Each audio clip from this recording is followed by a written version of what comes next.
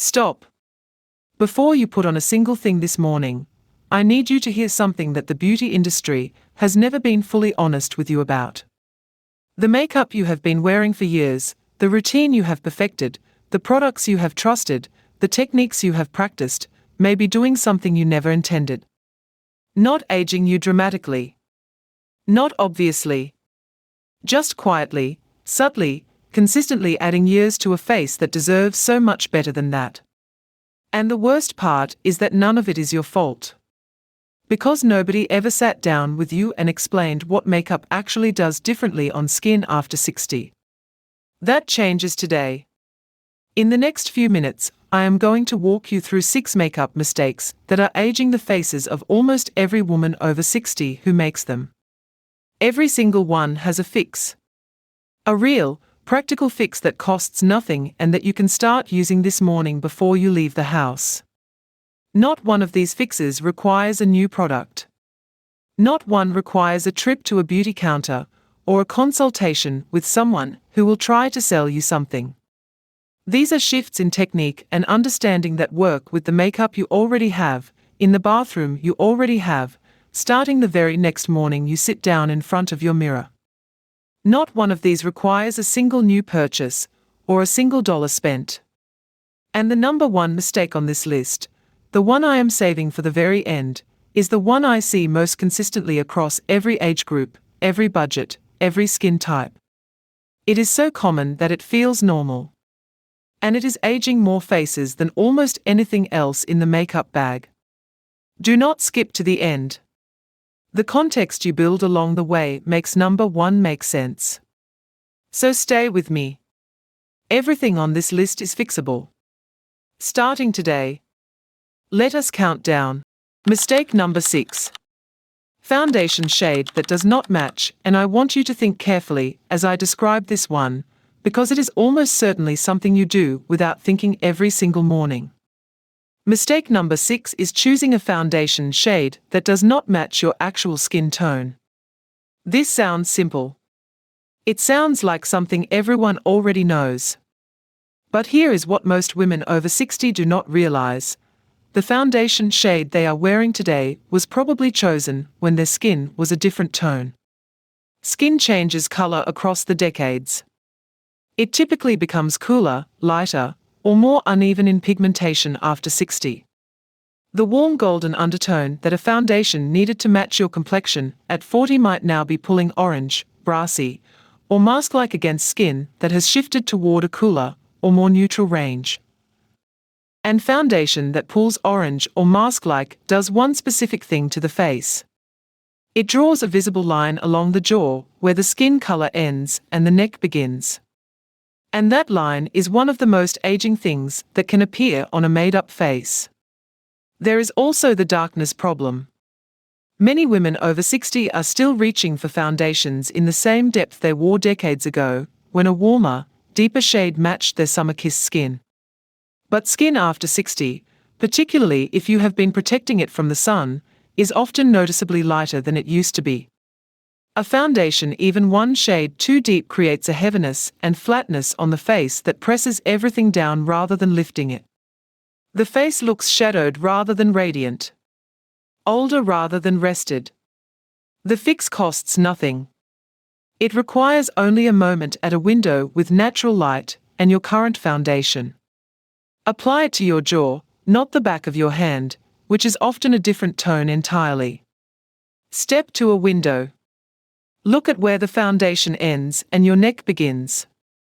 If you can see a line, that foundation is not your match. If you are shopping for a new shade, try it on your jaw, step outside, and look in natural light before you buy. Never choose a foundation from the back of your hand in store lighting. Your jaw in daylight is the only honest test that matters. One more thing worth knowing about foundation after 60.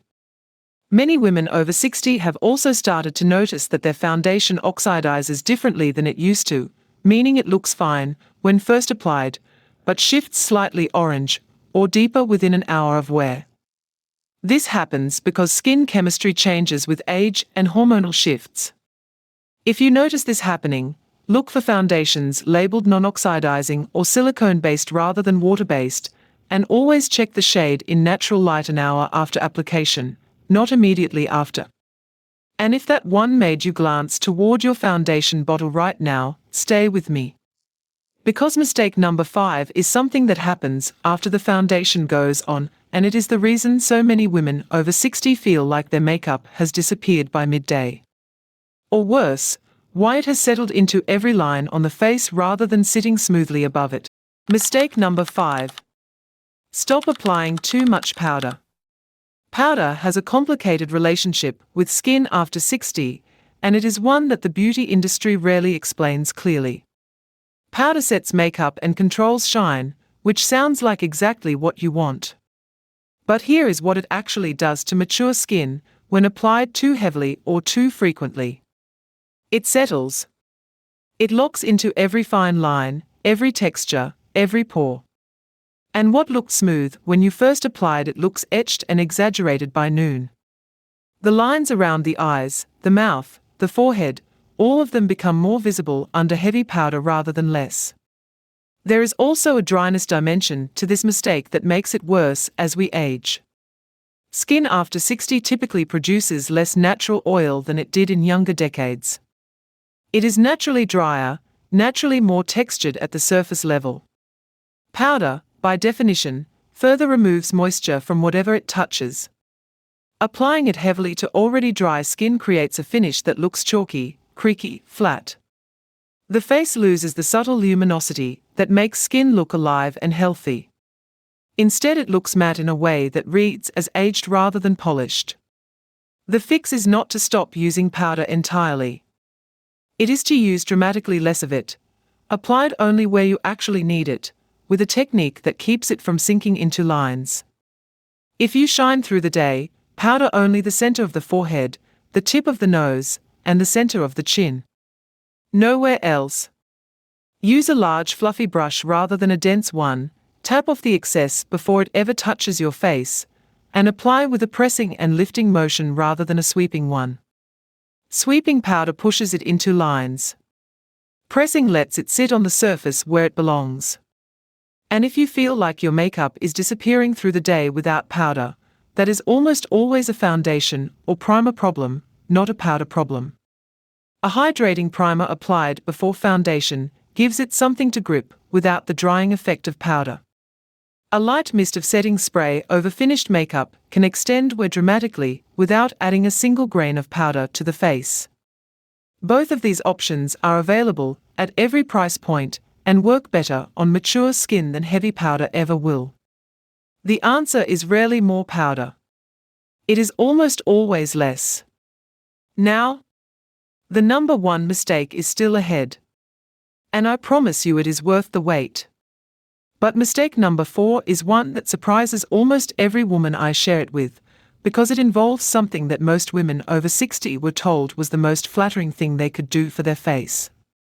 Women who have maintained this habit faithfully for 30 or 40 years are often the most certain that they are doing it right. And they are also the ones who see the biggest change when they adjust it. The advice was true once. But the face has changed since then, and the advice has not kept up. Mistake number 4. Stop drawing your brows too thin. For a certain generation of women, thin brows were the beauty standard for decades. Pencil thin, precisely arched, meticulously maintained. And for women who have followed that standard faithfully through the years, the brows have often become naturally thinner too, both from decades of repeated removal and from the natural reduction in hair density that comes with age. The result is brows that are barely there. Fine lines drawn above the eyes that create almost no frame for the face at all. Here is why this ages the face so specifically. The brow is the single most important framing element on the human face. It sits above the eye and determines how open, how awake, how strong the eye reads. A full, defined brow lifts the eye visually. A thin, barely visible brow lets the eye area collapse downward, making the eye look smaller, more hooded, more closed. And in a face that has already experienced some natural softening and lowering of features with age, removing the primary lifting element, the brow makes everything above the nose red as heavier and more tired than it actually is. The fix is not to draw enormous dramatic brows that do not suit your face. It is simply to fill the brows slightly fuller than you currently wear them, concentrating the product on the sparse areas rather than outlining the entire brow. Use short, hair-like strokes rather than a solid drawn line. A solid line looks artificial at any age, but on mature skin it reads as a costume rather than a feature. Focus on the tail of the brow and the arch, which are the two areas that define the upward lift of the eye. If you are not sure how much fuller to go, use a brow product one shade lighter than your natural brow color, and build gradually. Lighter product is more forgiving and looks more natural on lighter, thinner brows. A small spoolie brush, which costs almost nothing and comes with most brow pencils, is the most important tool in this process. Use it to brush the brow hairs upward before you fill them in, and again after, to blend the product into the natural hairs so that no single stroke stands out. The goal is never a drawn line. It is a brow that looks like it grew there with a little more intention than nature provided. Now here is something I want you to know before we get to mistake number 3. Everything we have covered so far, foundation match, powder technique, brow fullness, they are all connected by the same principle. Every one of these mistakes removes structure from the face. And structure is what reads as youth. Structure is what the face naturally carries less of as the years pass. So every time you put on makeup that removes or diminishes visible structure, you are working directly against what the face needs most. Keep that in your mind as we go into the next 3. Because it explains why mistake number 3 is a mistake even though it feels like you are doing something elegant. Mistake number 3. Stop choosing eyeshadow shades that are too dark. Dark eyeshadow has a long history of being recommended as a way to make eyes look more dramatic, more defined, more sophisticated. And on certain skin tones and eye shapes it absolutely does that. But on a woman over 60 who already has some natural hooding or lowering of the eyelid, a very dark shadow applied across the lid does something specific and consistently aging. It makes the eye look smaller. It makes the lid look heavier. And it pulls the eye downward rather than lifting it. Here is the visual mechanic that explains it. Dark colors recede. That is a basic principle of color and visual perception. When you apply a dark shadow across the eyelid, you are visually pushing that area of the face backward. On a younger face with prominent lids and a wide open eye, that recession creates depth and drama. On a face where the lid has naturally lowered and the eye has become more hooded, that same darkness pushes the lid further back, further down, further closed. The eye that was already working hard to stay open looks even more burdened. The fix is not to avoid all depth in the eye makeup. It is to change where you place the depth.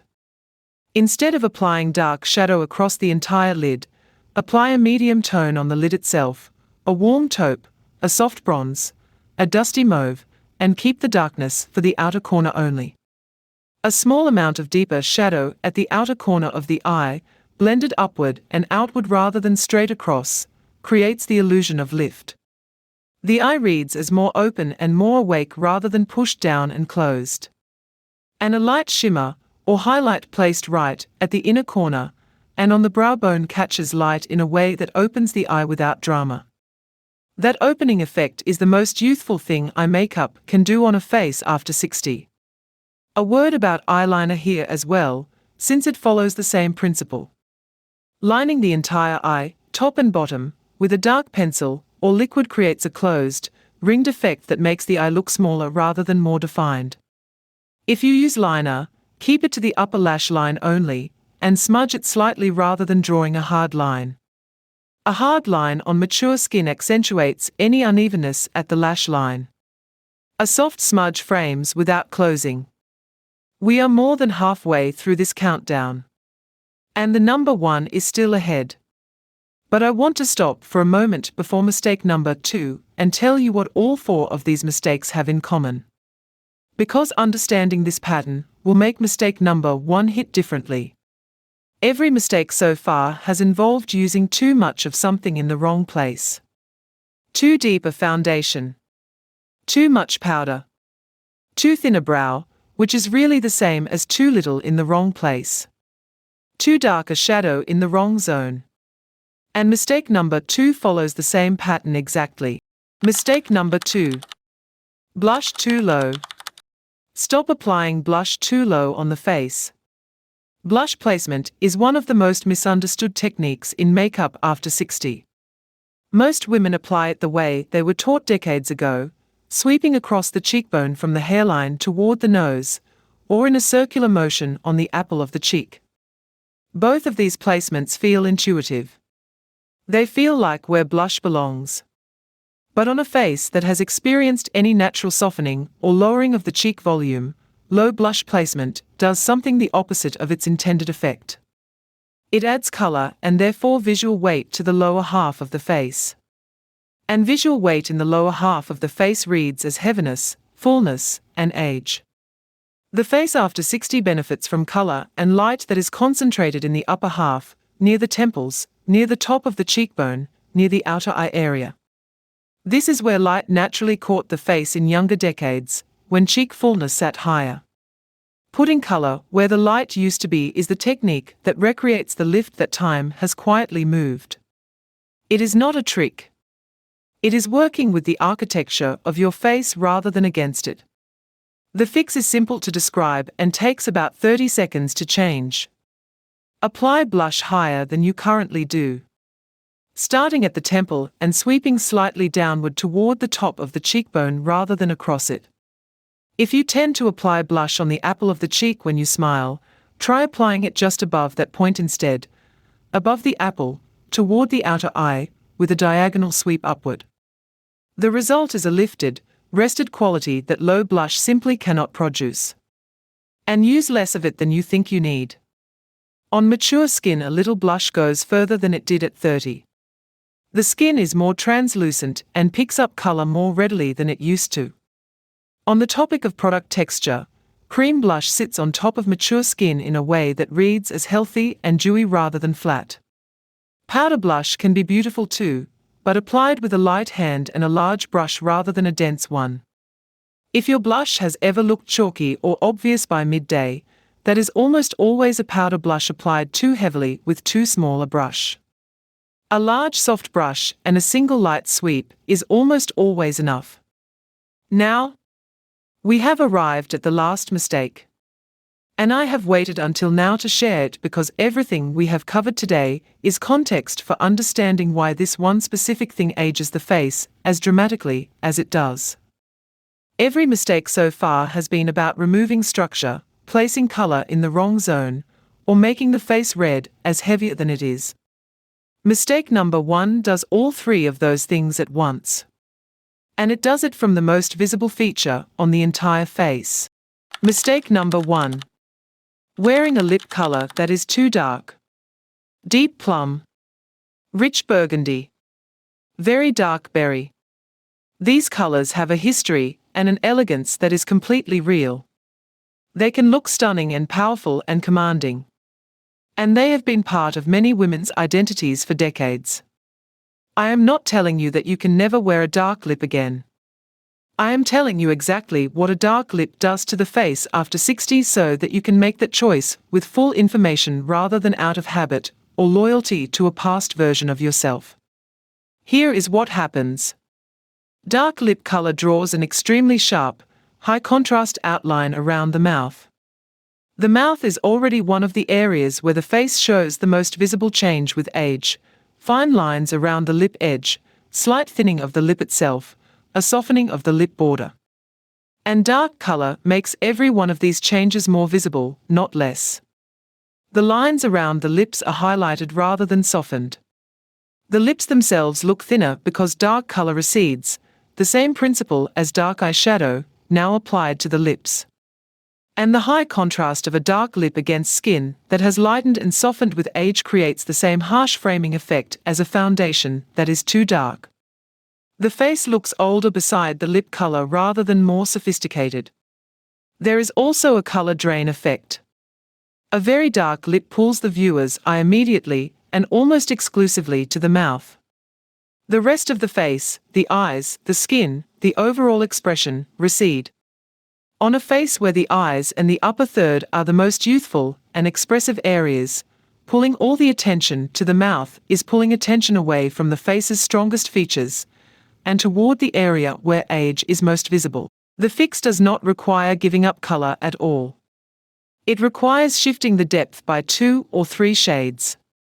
A dusty rose that is slightly warm. A soft mauve with a hint of brown. A muted terracotta. A warm nude that still has presence.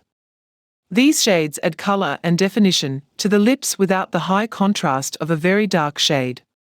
They let the lips look fuller because lighter shades optically expand while darker shades contract. They allow the eyes to share the attention rather than losing it entirely. And on skin that has become lighter and softer, these medium warm tones create the harmony between face and lip that the dark shades used to create when the skin was warmer and deeper. The relationship between your skin and your lip color changes as your skin changes. What harmonized at 40 may contrast too sharply at 60. And contrast that is too sharp around the mouth is one of the single most aging things a makeup choice can do. A note on lip liner here as well.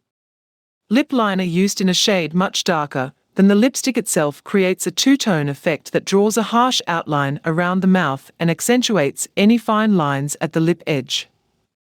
If you use liner, choose one that matches the lipstick rather than going darker, and apply it just at the natural lip border rather than outside it.